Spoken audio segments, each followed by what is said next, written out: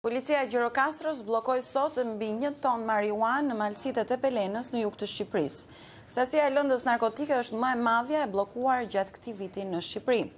Kultivimi i narkotikëve në këto zona ishte zbuluar nga vëzhgimet ajrore pak muaj më parë, por policia nuk ishte arritur të shkatronte në terren sipërfaqet e mbjella. Korrespondenti ynë Raimond Kola sjell hollësit.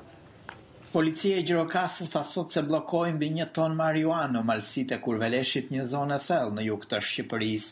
Operacioni policor u zhvillua në stanet e baktive të Imta, ku sekuestrua sasia e lëndës narkotike, e cila shënon edhe sasinë më të madhe të marijuanës të bllokuar gjatë këtij viti në Shqipëri.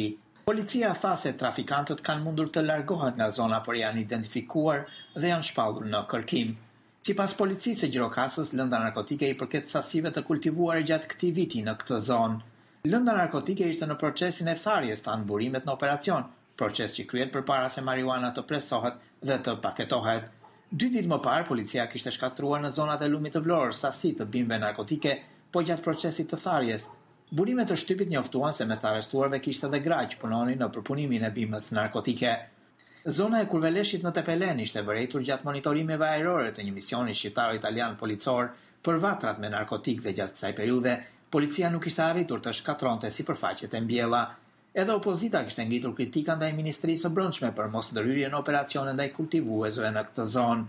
Ndërkohë operacionet e policisë shqiptare janë zhvendosur tani në fazën e dytë, apo siç quhet ndryshe faza e përpunimit të marijuanës.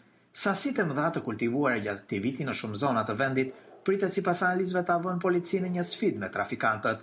Ditëve të fundit nuk kanë munguar incidentet armatosura si mes grupeve që kontrollojnë këto aktivitete kriminale, por edhe mes trafikantëve dhe policisë. Për Zërin e Amerikës nga Gjirokastra, Raimond Kola.